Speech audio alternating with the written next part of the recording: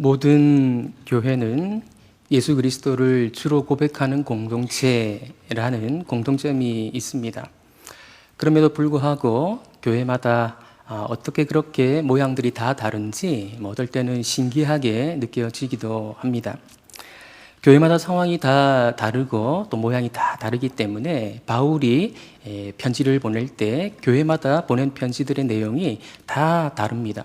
어떤 교회들은 겉으로 드러난 문제들이 많아서 그 문제들을 해결해 줄 수 있는 해결책을 제시해 주어야 했습니다. 고린도 교회 같은 경우에 그랬죠. 갈라디아 교회 같은 경우는 교회 기초라고 할 수 있는 복음이 흔들리고 있는 상황이었기 때문에 다급하게 편지를 보내서 복음에 대해서 다시 한번 설명해 주어야 했습니다.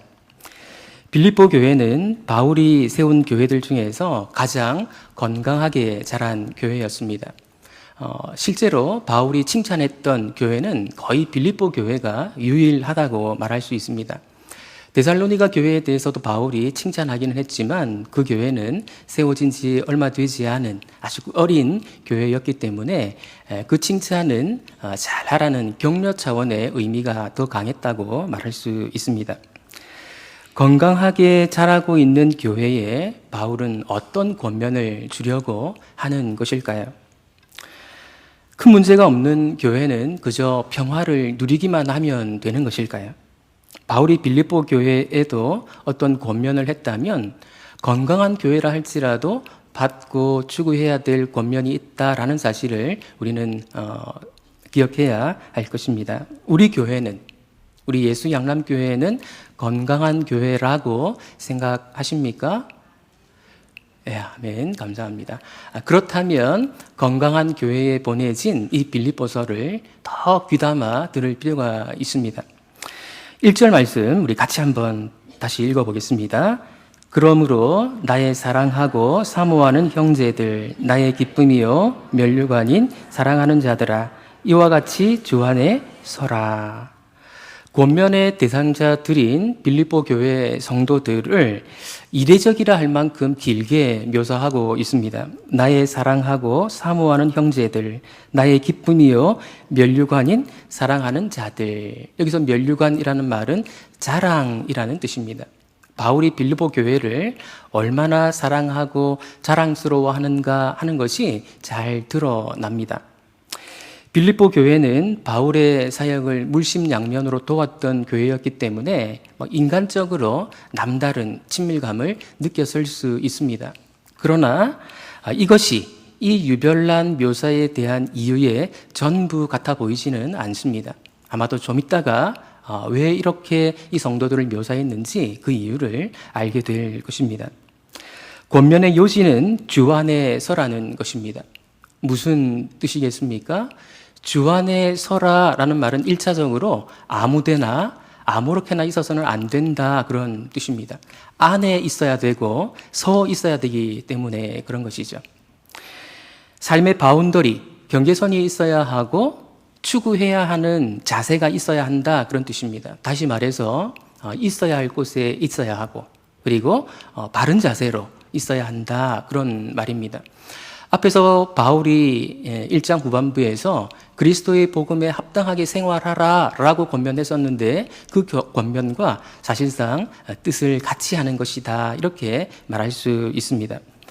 그리스도의 복음에 합당하게 생활하라 라는 것은 빌립보서 전체의 핵심 주제이기 때문에 우리가 다시 한번 읽어봐도 좋을 것 같은데요.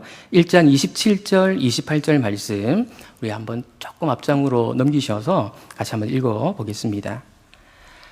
오직 너희는 그리스도의 복음에 합당하게 생활하라.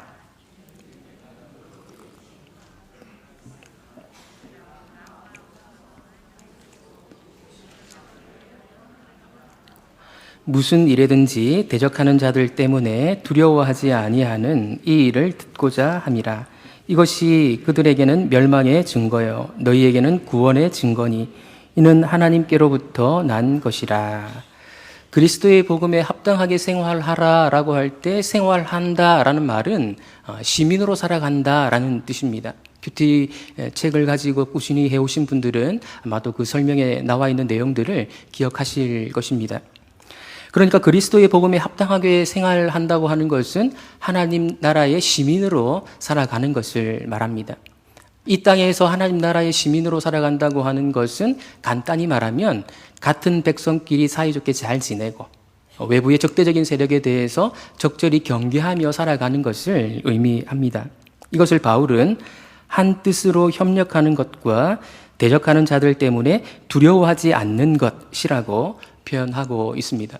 정리해서 말하면 연합을 이루어야 할 자들과 연합을 잘 이루고 또 싸워야 할 자들이 누군지 잘 분별해서 그들과 잘 싸우는 것, 이것이 복음에 합당하게 생활하는 것이다. 바울은 이렇게 말하고 있습니다. 교회가 취할 수 있는 최악의 경우가 있다면 무엇이겠습니까? 연합해야 할 자들과 싸우고 싸워야 할 자들과 연합하는 것이지요. 고린도 교회가 일부 그런 모습을 보여주었습니다.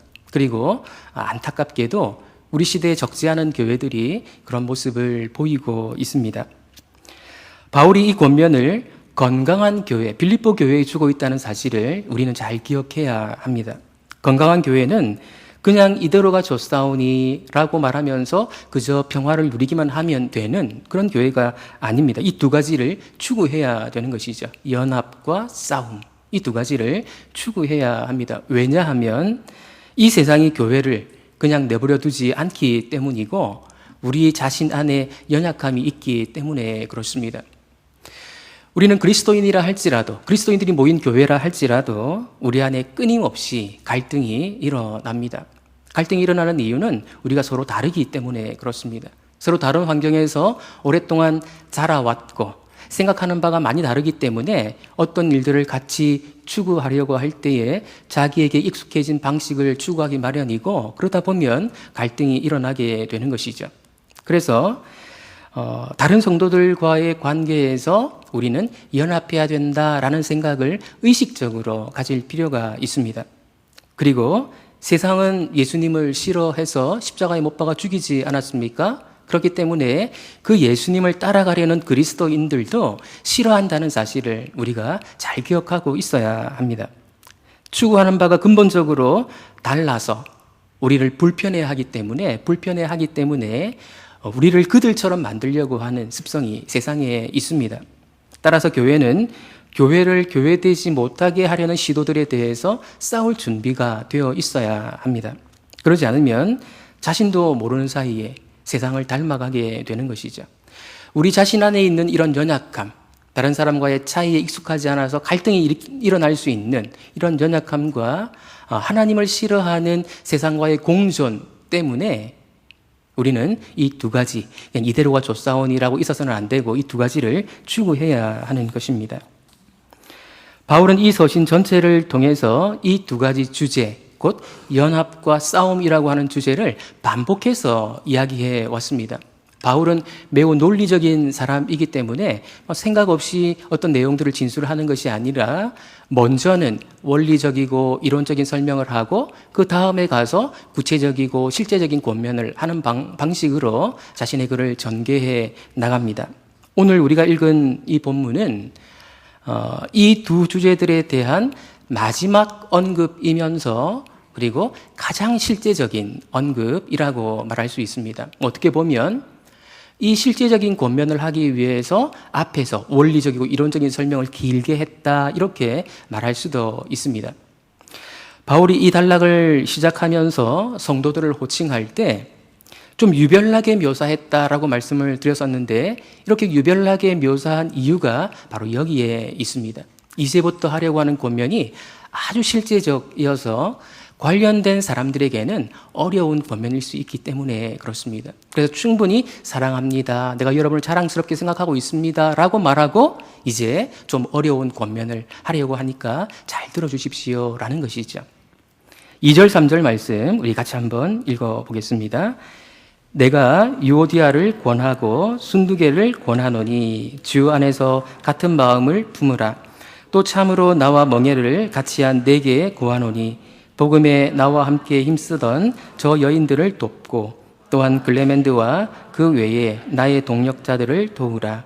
그 이름들이 생명책에 있느니라. 바울은 먼저 연합과 관련해서 아주 실제적인 권면을 하기 시작합니다. 드디어 연합해야 할 두 당사자가 언급됩니다. 유오디아와 순두계. 이 두 사람에 대해서는 알려진 바가 거의 없습니다. 과거에 이 두 사람에 대해서 해석했던 한 가지 예를 소개해드리면 이렇습니다. 이 두 사람은 부부였는데 아주 심각한 부부 싸움을 했고, 그래서 바울이 화해하라고 이 내용을 이 편지에 덧붙였다, 이렇게 해석하기도 했습니다. 교회에서 얼마나 영향력 있는 부부였으면 이 부부에게 주는 권면을 따로 성경에 기록한 것일까요? 이 해석은 설득력이 없다는 것이 곧 드러나고 말았습니다. 헬라어에는 성, 수, 격이 다 단어마다 붙어 있거든요. 근데 요디아와 순두계는 여성 명사입니다. 그리고 3절에 보면 저 여인들이라고 말하고 있기 때문에 두 사람은 부부라고 볼 수가 없고 두 여인들이라고 볼 수 있습니다. 그렇다면 이 두 여인은 누구일까요?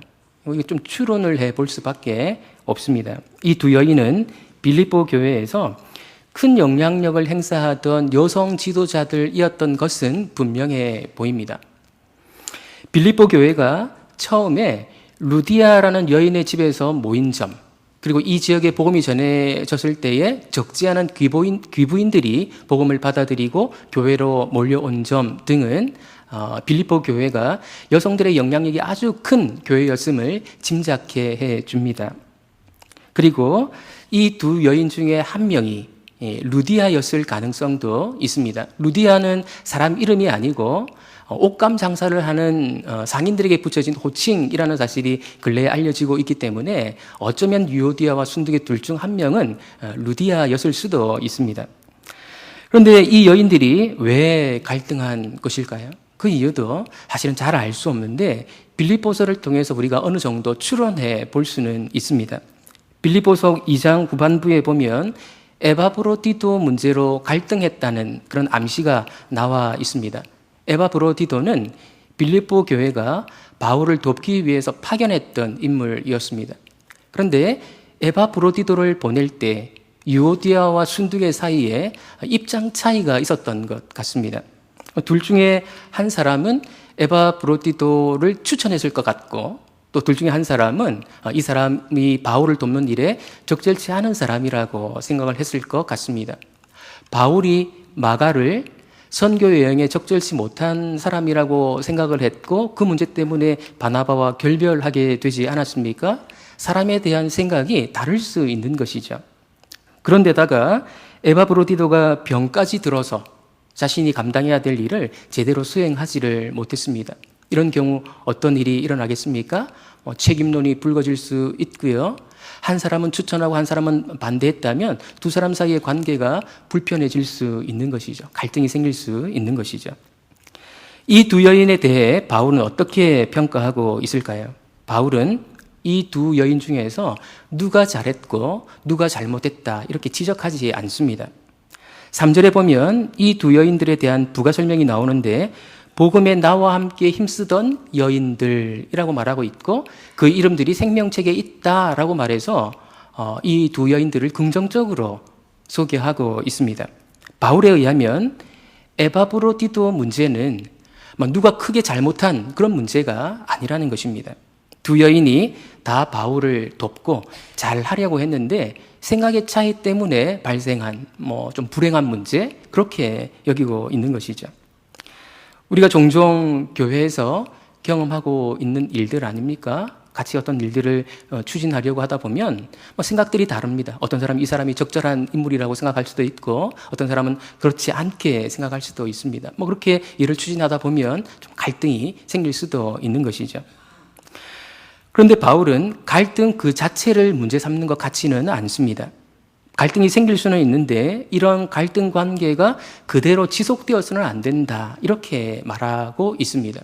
왜냐하면 이것이 복음에 합당하게 생활하는 그런 모습이기 때문에 그렇습니다. 바울은 두 여인에게 간략하게 권면을 합니다. 주 안에서 같은 마음을 품으라. 아니, 이 한마디로 갈등 관계에 있는 두 사람이 쉽게 화해할 수 있겠습니까? 바울이 여기서 간단하게 말을 했지만 여기서 간단하게 말한 이유는 앞에서 이미 충분히 연합의 원리에 대해서 설명했기 때문입니다. 2장 1절부터 4절에 바울이 원리적인 측면에서 연합해야 되는 이유에 대해서, 원리에 대해서 충분히 설명을 했습니다. 연합의 전제, 연합의 태도, 연합의 방법 등에 대해서 이야기를 했습니다. 먼저 자신들이 속해 있는 공동체가 어떤 공동체인가를 돌아보게 만들었습니다. 그 공동체는 사람들이 만든 공동체가 아닙니다. 신적인 기원을 가진 하나님의 은혜로 세워진 공동체이기 때문에 그 하나님의 은혜를 다시 한번 생각해 보는 것이 그들이 연합으로 나아갈 수 있는 첫 단계다라고 바울은 말하고 있는 것 같습니다. 그리고 뜻을 합하여 한 마음 품을 것을 권면했는데요. 또 같은 목표를 가질 것을 요구를 했던 것 같습니다. 그들은 구원이 완성된 사람들이 아니고 최종 구원이라는 목표를 향해서 앞으로 나아가야 되는 입장에 있는 사람들이었고, 또 교회는 사명이 주어져 있는데 그 사명을 감당해야 하기 때문에 이들은 다투고 갈라서고 힘을 뺄 그런 여유가 없는 것이죠. 앞으로 달려가야 될 목표가 있는 사람들이라는 것입니다.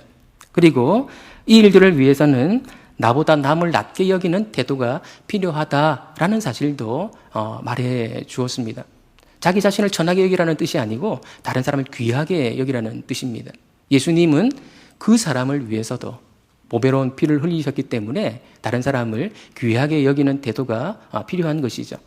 바울이 여기서 두 여인에 대해서 주 안에서 같은 마음을 품으라 라고 했을 때 그것은 앞에서 바울이 말했던 그 모든 내용들을 다 포함하고 있는 것입니다. 바울이 이렇게 말했을 때 두 사람은 바울의 앞에 그 말들을 떠올렸을 것입니다.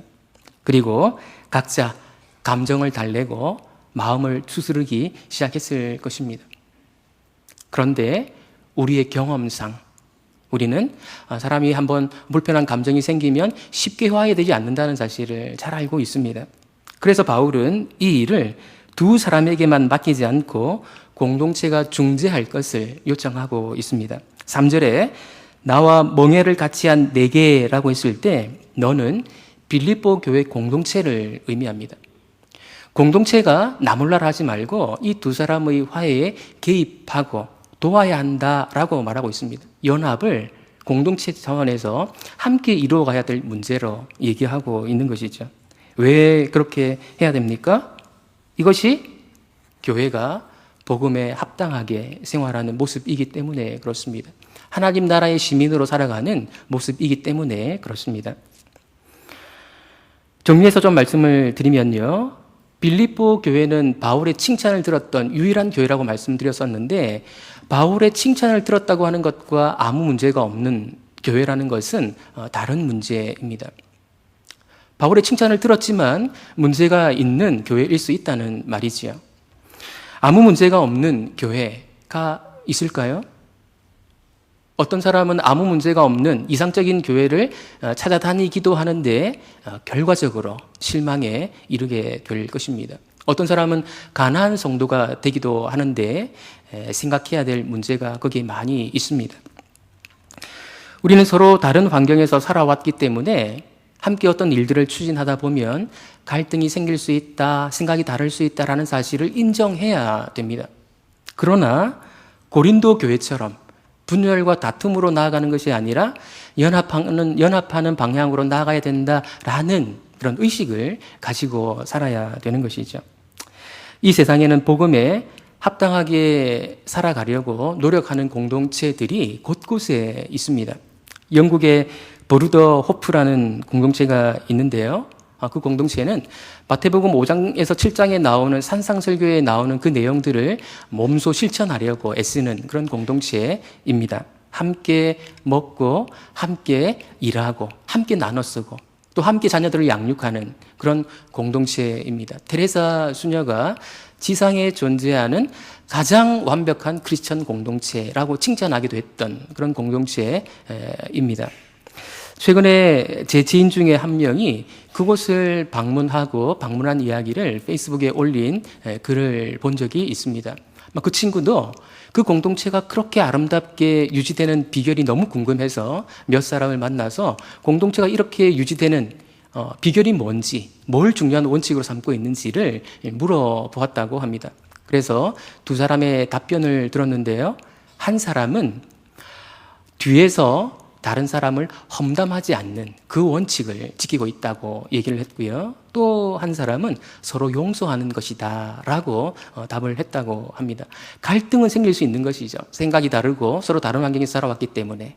그런데 우리식으로 말하면 뒷담화하지 않고, 그리고 용서하기로 미리 마음먹고 대하고 교제하고, 이것이 유일하게 공동체를 잘 유지할 수 있는 비결이라는 것입니다. 다시 말해서 연합하려고 노력하는 것이죠. 뒷담화 안 하고, 그리고 용서하는 것은 연합하려는 노력의 모습입니다. 그러니까 갈등이 있을 수 있지만 연합하려고 하는 노력이 있으면 이 공동체처럼 이렇게 아름다운 공동체를 이룰 수도 있는 것이죠. 이렇게 사는 것이 그리스도의 복음에 합당하게 사는 것입니다. 그리스도의 복음에 합당하게 사는 것 한 가지가 더 있습니다. 그것은 교회를 공격하려는 외부 세력에 대해서 적절하게 싸우는 것입니다. 빌립보 교회가 싸워야 할 대상은 좀 교묘합니다. 직접 맞닥뜨려야 하는 대상과 배후에 있는 대상이 다릅니다. 직접 맞닥뜨려야 하는 대상은 로마 정부인데 그 배후에 있는 세력은 유대주의자들입니다. 예수님이 십자가에 죽임을 당하셨던 그 형국과 아주 유사하지요. 예수님을 십자가에 못 박아 죽인 사람들은 로마 군인들이었는데 그 일이 일어나도록 배후에서 조종한 인물들은 유대인들이었거든요.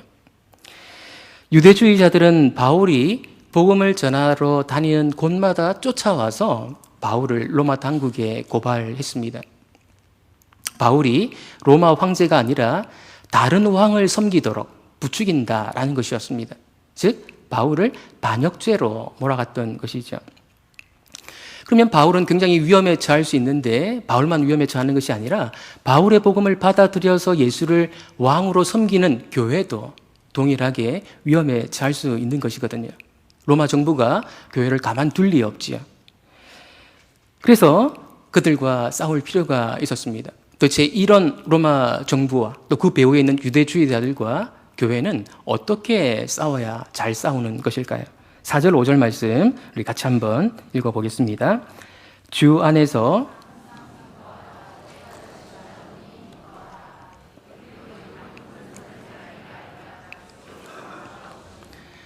바울은 두 가지로 나누어서 설명을 하는데요. 환란이 예상되는 상황에서 자신들에 대해서 취해야 할 태도와 그리고 괴롭히려고 하는 대적하는 사람들에 대해서 취해야 하는 태도, 이렇게 두 가지로 나누어서 설명합니다. 먼저 자신들에 대해서 취해야 할 태도는 기뻐하는 것입니다. 좀 어울리지 않는 태도처럼 보일 수 있습니다. 환란 가운데 기뻐한다고 하는 것은 환란을 이겼다는 표시이기도 했습니다. 예수님이 하늘과 땅의 주가 되셨다라는 사실을 이미 빌립보서 2장에서 언급했었는데요.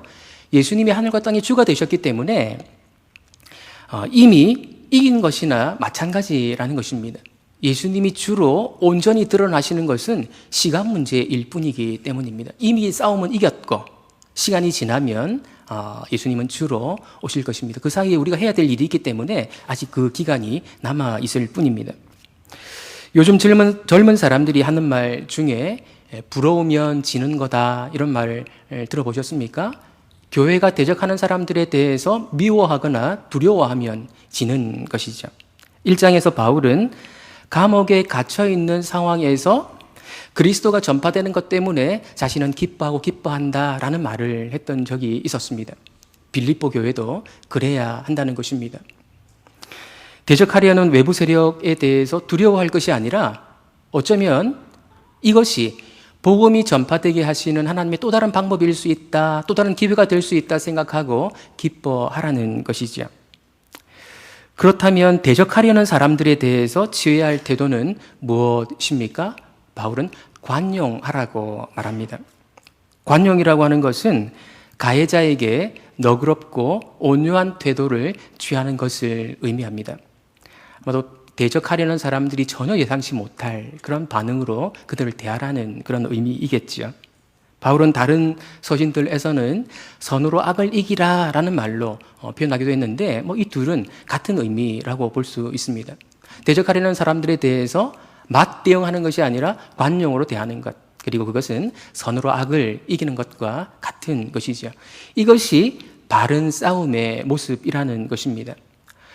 어느 하나를 제압하려는 그런 싸움이 아니고 관용을 베푸는 싸움입니다. 그렇지만 이 싸움은 분명히 싸움의 성격이 있다는 것을 바울은 또 얘기하고 있습니다. 관용을 베풀어야 하는 이유가 무엇입니까?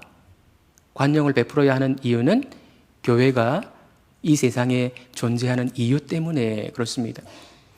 옛 이스라엘은 모든 민족을 하나님께로 인도해 드리라는, 하나님께로 돌아오게 만들라는 그 사명을 완수하지 못하고 자멸해 버리고 말았습니다. 예수님에 의해서 만들어진 새 이스라엘, 즉 교회는 옛 이스라엘이 받았던 그 사명을 그대로 물려받았거든요. 그래서 그 사명을 여전히 감당해야 하는 것이죠. 대적하려는 사람들, 곧 세상에 대해서 관용을 베푸는 것은 그 사람들에게 하나님께로 돌아오라는 손짓이고 메시지일 수 있기 때문에 그렇습니다. 주께서 가까우시니라 라는 말은 관용을 베풀며 또 참는 그 기간이 무한정 길지 않다, 끝이 있다 라는 사실을 말하는 것이고, 그래서 끝까지 관용할 것을 촉구하는 그런 권면이라고 말할 수 있습니다. 환란이 예상되는 상황에서 기뻐하는 것, 대적하는 사람들에 대해서 관용을 베푸는 것, 현실 속에서 이 일들을 실천하는 것은 쉬운 일이 아닙니다. 바울도 그 사실을 모르지 않습니다. 그래서 기도할 것을 요청합니다. 이 일은 우리 힘으로 할 수 있는 것이 아니라는 것이죠. 6절 말씀 같이 한번 읽어보겠습니다. 아무것도 염려하지 말고 다만 모든 일에 기도와 간구로 너희 구할 것을 감사함으로 하나님께 아뢰라. 기도에 대한 표현들을 바꿔가면서 기도할 것을 강조하고 있습니다. 하나님께 기도하되 감사함으로 기도하라 이렇게 말하고 있습니다. 감사한다는 것은 기도가 응답되었을 때 하는 행위거든요. 그러니까 마치 기도가 응답된 것처럼 하나님이 우리의 모든 사정들을 잘 알고 계시고 이 문제들을 해결해 주실 수 있는 분이라는 믿음을 가지고 기도하라는 뜻입니다. 그렇게 하면 어떤 결과가 초래됩니까? 7절 말씀 같이 읽어보겠습니다.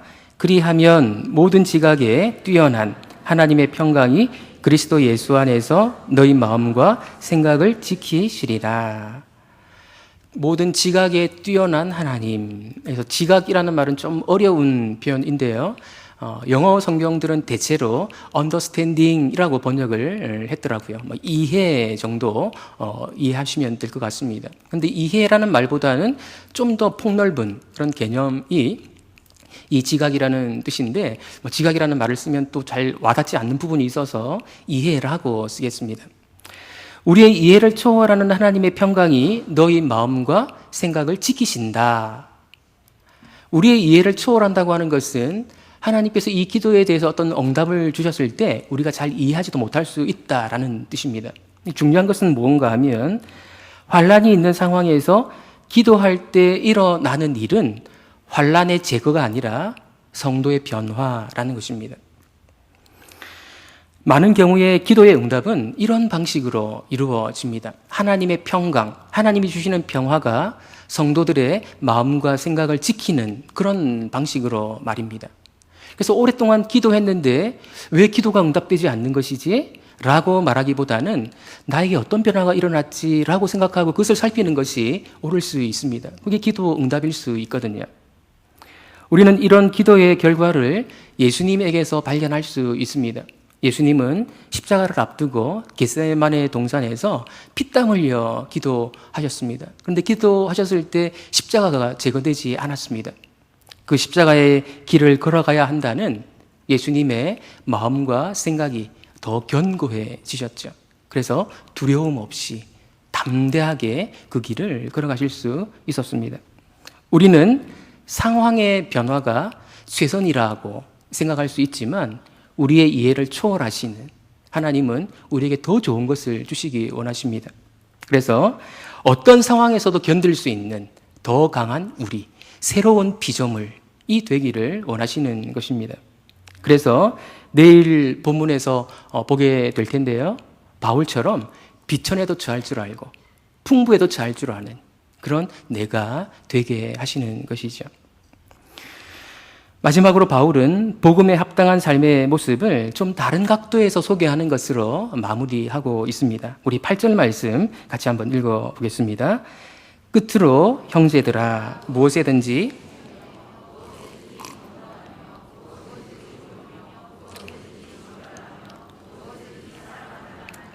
무엇에든지 칭찬받을 만하며 무슨 덕이 있든지 무슨 기림이 있든지 이것들을 생각하라.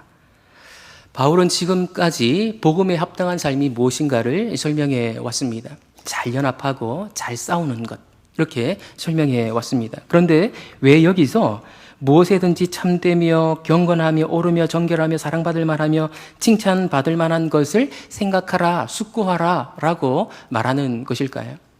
이 6가지 덕목들과 복음에 합당하게 사는 삶은 무슨 관계가 있는 것일까요? 사실 이 6가지는 바울 당시 로마 사회에서도 가장 가치 있는 덕목들로 잘 알려져 있었습니다. 그래서 어떤 학자는 바울이 여기서 언급한 6가지는 당시의 로마 도덕 철학자들이 당시 사람들에게 도덕을 가르칠 때 사용했던 덕목들이었다, 이렇게 주장하기도 했습니다. 그러니까 바울이 당시 도덕을 이곳에서 인용한 것이다, 이렇게 말한 것이죠. 그렇게 보더라도 아무 문제 될 것이 없습니다. 바울의 말은 이런 것입니다. 복음에 합당한 삶은 세상 사람들이 볼 때에도 최고의 덕목으로 인정해 줄 만한 모습이어야 된다라는 것입니다. 그래서 이 덕목들을 숙고하라는 것입니다. 그리고 4가지를 행하라고 요구합니다. 9절 말씀 보시면요, 너희는 내게 배우고 받고 듣고 본 바를 행하라. 바울에게서 배우고 받고 듣고 본 바는 무엇이겠습니까? 바로 이 빌립보서로 대변되는 그런 내용들이죠. 지금까지 바울이 계속해서 언급해 왔던 내용들, 그런 내용들입니다. 그 내용들, 바울이 가르쳤던 그 내용들을 행하라고 요구하고 있습니다. 간단하게 요약하면 연합하라는 것이었고요, 또 싸우는데 관용의 싸움을 싸우라는 것이었습니다. 연합하는 것이 쉽지 않거든요. 이 세상은 절대로 연합하지 못합니다. 요즘에 우리 사회에서 일어나고 있는 어떤 정치 이슈 때문에 사람들이 얼마나 치열하게 싸우고 있습니까? 그 사람들에게 연합할 수 있다고 생각을 하십니까? 절대로 연합할 수 없습니다. 그리고 관용을 베풀라고 했는데 그 사람들이 과연 관용을 베풀 수 있을까요? 결코 쉬운 일이 아니기 때문에 교회가 이 일을 감당한다면, 갈등이 있는 사람들 사이에서 연합을 추구하고 또 대적하는 사람들에 대해서 관용을 베푸는 이런 삶의 모습을 이루어낸다면 무엇에든지 참되며 무엇에든지 옳으며 경결하며 경건하며 사랑받을 만하며 칭찬을 받을 만한 그런 모습으로 드러나게 되는 것이죠. 세상도 인정하는 덕목과 가치들, 그들도 인정하고 잘 알고 있음에도 불구하고 이 일을 이룰 수 있는 사람들은 그리스도로 말미암는 사람들, 그리스도인들이라는 것입니다. 바울이 말하고자 하는 것은 이런 것이죠. 그래서 복음에 합당한 삶은 종교 냄새가 진동하는 삶이 아니라 향기로운 삶이라고 말할 수 있습니다. 바울은 빌립보 교회가 그리스도의 복음에 합당한 삶을 살라고 권면해 왔습니다. 그것은 녹록하지 않습니다. 우리 자신이 연약하기 때문에 갈등을 일으키기 쉽습니다. 그리고 이 세상이 우리를 싫어하기 때문에, 우리를 계속 간섭하기 때문에, 가만 놔두지 않기 때문에 쉽지가 않습니다. 그래서 바울은 건강한 교회라 할지라도 이 2가지 사실을 늘 염두에 둬야 될 것을 촉구하고 있습니다. 우리는 연합해야 합니다. 우리는 화해하고 용서하고 연합해야 합니다. 그리고 우리는 세상에 대해서 싸움의 준비가 되어 있어야 되는데 그 싸움은 관용하는 모습이어야 됩니다. 그것은 우리 교회가 존재하는 이유이기 때문에 그렇습니다. 그리고 이렇게 사는 것은 세상을 놀라게 하는, 그들은 옳은 것이 무엇인지 알면도 살 수 없는 그 삶을 우리가 살아냄으로써 그들을 놀라게 하고 선한 영향력을 끼치는 것입니다. 이렇게 말하는 것이죠. 하나님은 이 땅에 이런 교회들이 세워지기를 원하십니다. 이런 교회들을 사용하셔서 옛날 아브라함에게 주셨던 그 약속들, 그 언약들이 이루어져 가는 것을 보기를 원하십니다. 우리 교회가 또 우리 각자가 하나님께 이렇게 쓰임받는 그런 저와 여러분들 되시기를 예수님의 이름으로 축원드립니다. 다 같이 일어나셔서 우리를 사용하소서 찬양 드린 후에 기도로